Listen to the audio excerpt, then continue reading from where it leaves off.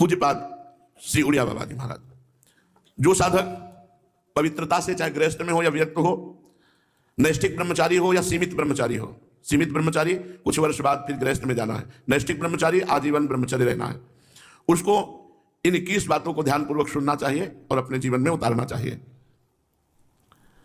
पहली बात ये समझ लो कि वीर्य, प्राण और मन तीनों का एक तारतम्य है। ये परस्पर इनका घनिष्ठ संबंध है। इनमें से एक भी बिगड़ा तो तीनों बिगड़ जाएंगे। वीर्य बिगड़ा तो प्राण शक्ति कमजोर हो जाएगी, मन चंचल, अशांत, मलिन, पाप में हो जाएगा। मन बिगड़ा तो आपके प्राण कमजोर हो जाएंगे, वीर्य स्तंभित करने की शक्ति नष्ट हो जाएगी, वीर्य रोकने की शक्ति नष्ट हो जाएगी। प्राण स्थूल हुए तो मन चंचल हो गया, वीर्य नष्ट। तीनों का घनिष्ठ संबंध है। इसलिए एक को दृढ़ कर लो, किसी एक को, तो आपका सब संभलना शुरू हो जाएगा। मन को श्री जी के नाम में लगा दो, या प्राण वायु का संशोधन नाम जप करते हुए करो, या ब्रह्मचर्य पर दृष्टि डाल दो। एक ठीक हो जाएगा तो तीनों ठीक हो जाएंगे। मन शांत हो जाएगा, प्राण सूक्ष्म हो जाएंगे, यदि ब्रह्मचर्य ठीक है तो। पहले ब्रह्मचारी को कब्ज से बचना चाहिए। बहुत सहज सरल उपाय है कब्ज नष्ट होने का। इसका हमने वर्षों प्रयोग किया है। वो छोटी हर पीस लीजिए, मिक्सी में पीस लीजिए या सलबट्टा से पीस लीजिए, सहज पीस जाती है। उसको एक डिब्बे में रख लीजिए और ईसबगोल की भूसी, एक कटोरी में 2 चम्मच ईसबगोल की भूसी डालिए और 1 चम्मच या 1.5 चम्मच छोटी हर डालिए। दोनों को मिला दीजिए और पाउडर ऐसे थोड़ा मुंह में डालिए और दूध से ऐसे ऐसे करके फिर लीजिए, फिर डाल लीजिए। 2 बार में, 3 बार में, 1 बार में, जितने में आप आ जाए। और 250 ग्राम दूध, ज्यादा दूध नहीं, 250-300 ग्राम दूध ले लीजिए और इसको 1 हफ्ता लेते रहिए। अपने आप आंतों को सही करके कब्जियत नहीं होने पाएगी। मन अवरुद्ध होना ही ब्रह्मचर्य के स्तंभित करने में बहुत परेशानी हो जाएगी, क्योंकि वो गर्म और बहुत विकारयुक्त होता है। जो कब्ज है कई रोग पैदा कर देती है। इसलिए ब्रह्मचारी को चाहिए कि प्रातःकाल उठकर कम से कम 500 ग्राम पानी हल्का सा गर्म करके वज्रासन में बैठ करके धीरे धीरे 5-10 मिनट में पीना चाहिए। फिर 200-400 कदम टहल करके फिर शौच जाना चाहिए। आप देखना, आप कब्जियत की शिकायत खत्म हो जाएगी अगर आप ऐसे करेंगे। और भोजन दाहिने स्वर में पाने से कब्ज नहीं होती कभी। यह अभ्यास जीवन का रखा है। आज भी जैसे बायां चलता होता है तो लेट करके बाईं तरफ और यहाँ तकिया या कुछ लगा के जो ऐसे करो सो दाहिना चालू हो जाता है। हमारी तो किडनी खराब, इसलिए समय लगता है 5 मिनट या 10 मिनट, नहीं तो 1 मिनट में बदल जाएगा स्वर। दूसरा, मैदा और पकवान और चाय, ये कब्ज बनाने वाली चीजें ब्रह्मचारी को नहीं लेनी चाहिए। जब तक 50 की आयु ना हो जाए तो चाय पीना ही नहीं चाहिए। चाय की जरूरत ही नहीं है। 50 के बाद ठीक है, 50 वर्ष की आयु हो गई, अब उसके बाद थोड़ा शरीर गर्म करने के लिए लेने लगी, कोई बात नहीं। लेकिन जवान साधक को चाय आदि की जरूरत नहीं है बेमतलब में। कुछ साधक काफी, और ये सब चीजें उनकी हैं जो बहुत ऑफिस में काम कर रहे हैं, जग रहे हैं, थोड़ी चाय ले ली, फिर गर्म हो गए, फिर सेवा में लग गए। साधक को नहीं लेना चाहिए। ब्रह्मचारी को चाय, कॉफी, ये चीजें, कोई भी व्यसन नहीं लेना चाहिए। तीसरा, अत्यंत आवश्यक हो तो किसी को छुओ, नहीं छुओ मत। रोगी को छूने के लिए कोई परहेज नहीं है। मान लो कोई रोगी है, आप सेवा में लगे हो तो उस समय कोई परहेज नहीं, पूरे बिल्कुल प्यार से उसकी सेवा करो, कहीं कोई तुम्हारा नुकसान नहीं होगा, क्योंकि भगवत भाव से सेवा कर रहे हो। और बड़े बूढ़े व्यक्तियों की सेवा, उनकी सेवा में परहेज मत करो। गुरुदेव की सेवा, अन्यथा किसी को छुओ मत, दूरी बना के। तुम्हें कोई छू ले बड़े कोई परेशानी नहीं होगी, लेकिन आपने किसी को छुआ तो परेशानी हो जाएगी। इसीलिए बच के भगवत मार्ग में चलना है, बच के। अब वो कैसी पवित्रता से है, कैसे विचार वाला है, कैसे आचरण करता है, उसके सारे परमाणु शरीर में, आप टच करेंगे वो परमाणु आप में आ जाएंगे, बच के। चौथा, किसी से अश्लील बातें मत करो। ब्रह्मचर्य रहना है तो गंदी बातें, भोग संबंधी बातें, अश्लील बातें ना करें। पांचवा, बाल काढ़ना, काला लगाने लेना बालों में, मांग काट, ये सब बिल्कुल नहीं। कपड़े, इसी 5वें में, बाल, कपड़े, श्रृंगार, शौक, शौकीनी, ये सब ना करें, क्योंकि ऐसा करने से शरीर, मन, बुद्धि, ये तीनों रजोगुण से युक्त हो जाते हैं और साधक का पतन होने लगता है। जब हम भगवत मार्ग में चले तो शरीर राग ही त्यागने के लिए चले, तो श्रृंगार काहे को, किस बात, किसको अंगूठी दिखाना है? ग्रह नक्षत्र जीतने अंगूठी से, तो साधक किस बात के हो कि अमुक रंग का नग पहनो तो अमुक ग्रह तुम्हारे अनुकूल हो जाएगा, तो ग्रहों को अनुकूल चलने, ये आप भगवत प्राप्ति के लिए चले हो। बहुत सावधानी, ये सब श्रृंगार साधक को नहीं करने चाहिए। एक साधक को देखा, स्वर्ण के ऐसे आभूषण का, किस लिए भाई? बोले निषेध है क्या आपका? बिल्कुल निषेध है। रज के पात्र में पाने का आदेश है, धातु के किसी भी तरह के व्यवहार को मना किया गया है। तो फिर तो महंगी वस्तुएं, इनको धारण करने की जरूरत ही नहीं है। शरीर राग त्यागना ही तो वैराग्य है। क्या कपड़े बदल लेना केवल वैराग्य है? शरीर राग त्यागना, गर्मी सर्दी सहना, गाली अपमान सहना, दुख सहना, यही हमारा परम धर्म है। दुख सहना, तिरस्कार, अपमान, निंदा, ये जब हम सहते हैं तब हमारा परमार्थ पुष्ट होता है। तो बाल सजाना, कपड़े सजाना, शौकीनी करना, ये सब। वृंदावन की रज लगाओ, महापुरुषों की चरण रज लगाओ, तिलक लगाओ, कंठी बांधो, फिर जाओ। भगवत मार्ग उदासीन होता है, उदासीन अति रही गुसाई। देखो कितने उदासीन है परमहंस सुखदेव जी कि वस्त्र भी धारण नहीं किए, 16 वर्ष की अवस्था, आत्मलाभ से परिपूर्ण, निरंतर भगवत चिंतन परायण। तो वस्त्र सात्विक धारण करे, सात्विक वैष्णव पद्धति से वस्त्र धारण करे, वैष्णव पद्धति से श्रृंगार करे। तिलक लगा लिया, भगवत प्रसादी चंदन लगा लिया, भगवत प्रसादी माला धारण कर ली और जाकर भगवत चर्चा की। छठवां, वही वस्तु पाओ जिसमें तुम्हें ज्यादा स्वाद न मिले और तुम्हारा स्वास्थ्य ठीक रहे, तुम्हारा शरीर बलयुक्त हो, सात्विक भोजन हो और स्वाद रहित भोजन हो। पूज्य पंडित मास्टर बाबा, पूज्य पंडित गया प्रसाद जी के शिष्य जो पंडित मास्टर बाबा थे, उनके यहाँ साधकों की हलवा में चीनी नहीं होती थी और सब्जी कढ़ी में नमक नहीं होती थी। हम भी वहां जब दंडोती परिक्रमा लगा रहे थे, अब बोलो क्या भोजन, खीर है उसमें चीनी नहीं है, हलवा है उसमें चीनी नहीं है, और नमकीन पदार्थों में नमक नहीं, न नमक न चीनी, ऐसा भोजन। तो 2-4 साधक थे पूरे आश्रम में, 2-4 साधक थे। कौन टिकेगा भैया, नमक भी नहीं मिलता है तो कौन टिकेगा, और वही टिकेगा जिसे सच्चे मार्ग का पथिक बनना है। तो ऐसी चीज मत खाओ पियो जो तुम्हें बहुत पसंद है, सात्विक भोजन करो जो स्वाद रहित हो। 7वां, इत्र, फुलेल, सुगंधित द्रव्यों का लेपन बिल्कुल निषेध है ब्रह्मचारी के लिए। सुगंधित द्रव्य लगाना, इत्र फुलेल लगाना, ये बिल्कुल निषेध है, नहीं लगाना चाहिए। 8वां, प्रतिदिन नियमानुसार व्यायाम करें। व्यायाम बहुत बार साधकों से कहते करो। देखो एक मोटरसाइकिल भी सुबह जब स्टार्ट की जाती है, बहुत जोर से स्टार्ट की जाती है, खड़े खड़े उसको बहुत, वो एकदम गर्म हो गई चल दी, तो ऐसे बहुत जोर से आधा घंटा स्टार्ट हो, दंड बैठक मारी, पसीना पसीना हो गए, सर के बल खड़े हुए, और भी आसन प्राणायाम व्यायाम, अगर ये करोगे व्यायाम तो ब्रह्मचर्य बहुत पुष्ट है। जवान से को जवान 100-500 दंड मारी, 100-500 बैठक मारी, तब समझ में आता है हाँ ब्रह्मचारी, समझ में आवे कि ब्रह्मचारी। व्यायाम करो, प्राणायाम करो, करो, मानो हमारी बात। हर साधक को, चाहे गृहस्थ साधक को, चाहे व्यक्ति, व्यायाम तो करना ही चाहिए। बहुत बड़ी औषधि व्यायाम है। प्रतिदिन नियमानुसार व्यायाम करो और भोजन उतना पाओ जितना आराम से पच जाए। 9वां, अच्छी तरह चबा चबा करके भोजन करो। कोई कोई तो ऐसे भोजन करते हैं, कवल गया वो अंदर गया। भगवान अंदर कोई मशीन कटिया काटने की थोड़ी लगी, आते हैं 32 दांत भगवान ने इसलिए दिए कि 32 बार एक कवल को चबाओ, एकदम महीन लुगदी करके। 2 रोटी भी अगर ऐसे पाओगे तो बहुत बड़ा असर करेंगे, वो आपका पौष्टिकता बढ़ाएंगे। अरे जल्दी जल्दी जल्दी जल्दी, शास्त्र कहता है थोड़ा आहार करो लेकिन खूब चबा चबा करके आहार करो। और दांत सफाई रखनी चाहिए। पाचन शक्ति पर बहुत प्रभाव पड़ता है जब आप चबा के नहीं पाते हैं, कुछ दिन बाद आपका लीवर गड़बड़ हो जाएगा। आप चबा चबा के पाइए, थोड़ा पाइए, अधिक समय लगाइए, 40 मिनट में पाइए, 1 घंटे में पाइए, लेकिन चबा चबा करके पाइए। अगर हमारा भोजन चबा के जाएगा तो बहुत जल्दी पच जाएगा और स्वास्थ्यवर्धक होगा। थोड़ा अन्न भी बहुत शक्ति प्रदान करेगा। 10वां, 3 बार स्नान करना चाहिए ब्रह्मचारी साधक को। 3 बार ना हो सके तो 2 बार तो करना ही चाहिए। मुझे लगता है 2 बार तो प्राय सब लोग करते हैं, क्योंकि प्रातः स्नान और शाम के जब वाणी पाठ में आते हैं तो सब स्नान तिलक करके आते हैं। 11वां, अपने विचारों को रात्रि के सोते समय जांच कीजिए कि कितने मिनट गंदे विचार आए, किसके संग से आए, क्यों आए, कैसे हटाना चाहिए। 12वां, जहां रह रहे हो ऐसे स्थान पे होना चाहिए जिससे आपको शुद्ध वायु मिलती रहे। एकदम लॉक आसपास से बंद, ऐसा नहीं, ऐसा होना चाहिए जिससे वायु क्रॉस होती हो। और वायु क्या है उसको कहते हैं अंग्रेजी में, हाँ जो है, हाँ वेंटिलेशन वो हवा क्रॉस होती, वेंटिलेशन, हाँ हवा क्रॉस होती हो, ऐसा रखना चाहिए अपने कमरे का कि एक दरवाजा खोल दिया, खिड़की खोल दिया, थोड़ा वायु शुद्ध आती रहे। 13वां, प्याज, लहसुन, ये चीजें भोजन में नहीं होनी चाहिए। अब इसके आगे वाली तो क्या वर्णन करें, मांस मछली, ये तो कभी नहीं खाना चाहिए, खाना ही नहीं चाहिए किसी को भी।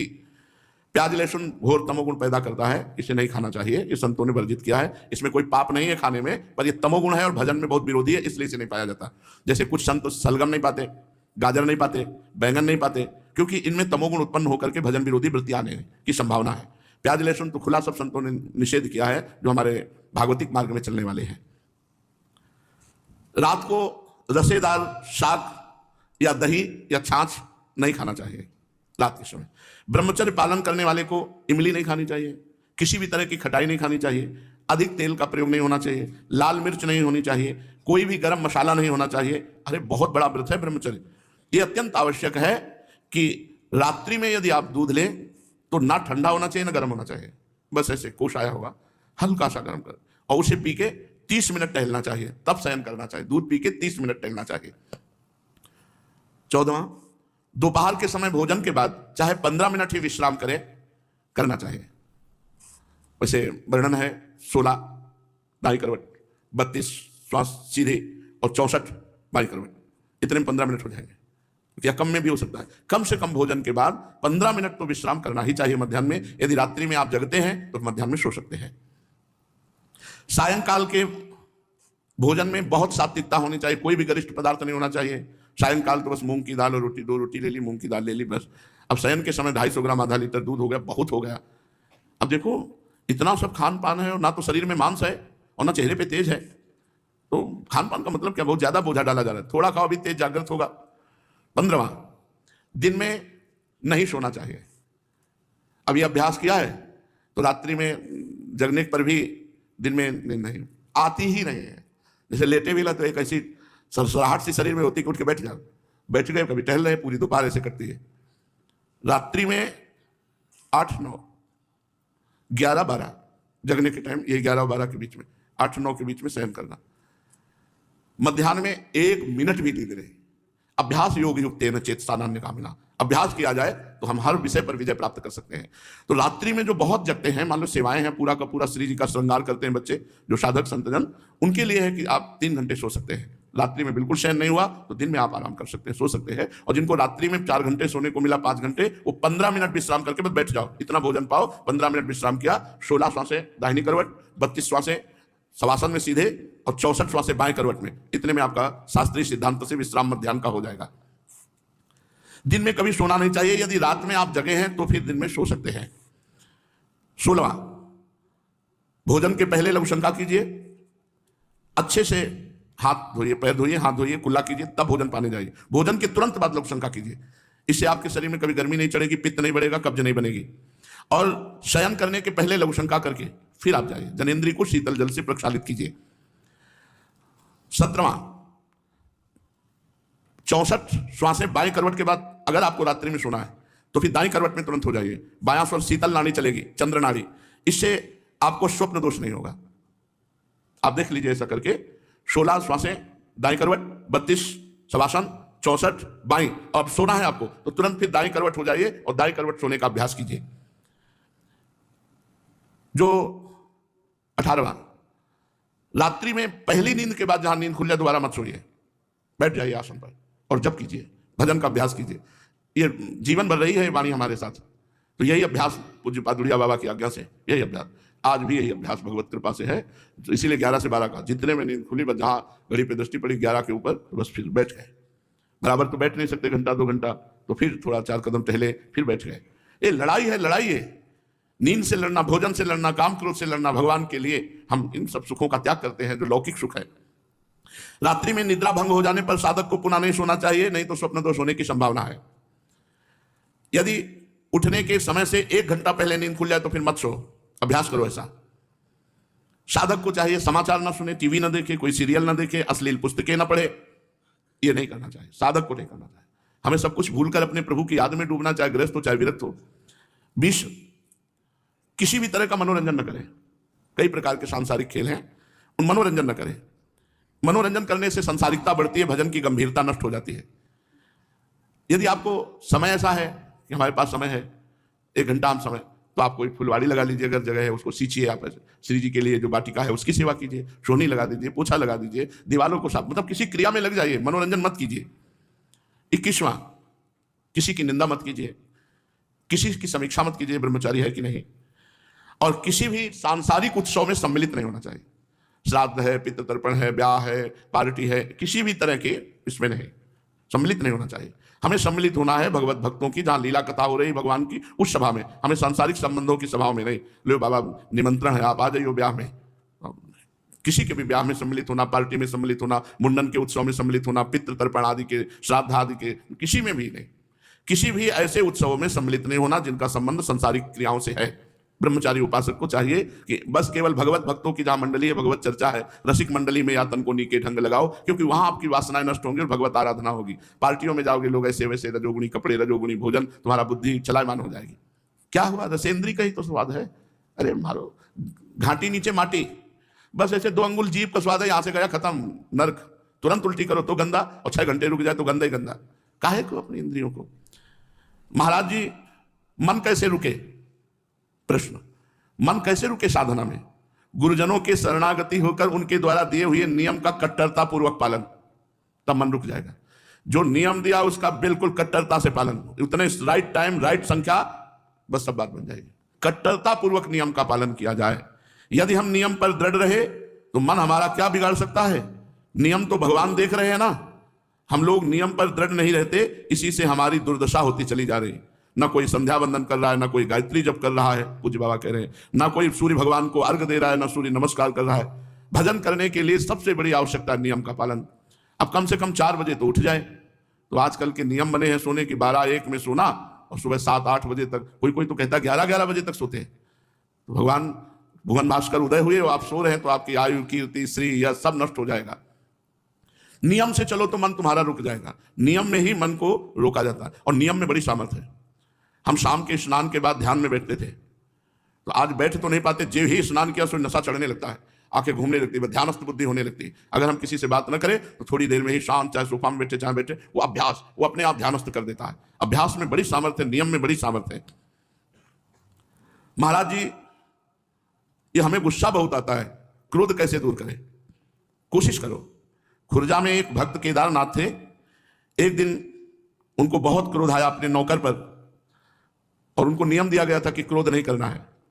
वो बहुत पछताए, और जिस पर क्रोध किया था रात्रि में गए उसके चरणों में प्रणाम करके कहा कि मुझे क्षमा करो, मुझे नियम दिया गया था कि मैं क्रोध ना करूं, पर मैंने क्रोध कर लिया, इसलिए मुझे क्षमा करो। और 1 दिन का भोजन छोड़ दिया। एक बार क्रोध किया तो न बाल भोग, न राजभोग, न शयन भोग, सीधे उपवास। और जिससे क्रोध किया उससे क्षमा मांगा। ऐसे क्रोध पर काबू किया। जिससे क्रोध किया उससे क्षमा मांगो और 1 दिन का उपवास ले लो। अपने आप मन डरने लगेगा कि गुस्सा करेंगे तो, अगर दिन में 2 बार गुस्सा तो 2 दिन का उपवास। सोचो, मन डरने लगेगा। एक दिन एक साधु उनके यहां आए, उनसे भिक्षा को कहा। भक्त केदारनाथ जी ने आसन बिछाकर उन्हें भिक्षा कराई। जब वो भिक्षा कर रहे थे तो जब खीर परोसी तो 1 चम्मच में उन्होंने कह दिया बस, पर उन्होंने प्रेम से 2-3 चम्मच और डाल दीजिए, तो उन्होंने खींच करके एक तमाचा मारा केदारनाथ जी के। फिर भी वो हाथ जोड़े खड़े रहे, पा लीजिए महाराज जी, पा लीजिए। फिर उनके गांव बाहर मंदिर में वो रुके हुए थे, महात्मा चले गए। दूसरे दिन फिर गए, साष्टांग दंडवत किया और जाकर कहा कि महाराज जी आज हमारे यहाँ फिर भिक्षा पाइए। तो उनका तुम्हें क्रोध नहीं आया हमारा? तो बोले पूज्य पादुड़िया बाबा जी ने हमको नियम दिया है कि क्रोध नहीं करना है, तो उनकी कृपा से क्रोध नहीं आया है, आप पुनः आइए। तो उनका धन्य है, तुम क्रोध विजयी हो रहे हो, ये भगवान की विशेष कृपा। वो कुछ नहीं बोले, पा लीजिए महाराज। और दूसरे दिन फिर उन्हीं को निमंत्रण दिया जाकर। तो क्रोध पर विजय पाने के लिए पहली बात है, जिससे क्रोध आ रहा हो उसी समय दांती पीस लो, ऐसे। और मौन, बोलना ही नहीं, चाहे जितना वो बोले नहीं बोलना। दांती पीसने में अगर हिम्मत ना पड़े तो मुंह में पानी भर लो, नहीं बोलना हमको, या वहां से हट जाओ। और अगर गुस्सा दिखा दिया तो 1 दिन उपवास रखो, तो क्रोध पर विजय प्राप्त कर लोगे। महाराज यदि अपने ऊपर अत्याचार करे तो क्रोध कैसे नहीं आएगा? अपने ऊपर कोई अत्याचार करे तो क्रोध कैसे नहीं आएगा? तोड़िया बाबा जी ने कहा कि तुम्हारे ऊपर अत्याचार तभी होगा जब तुम्हारे पाप होंगे।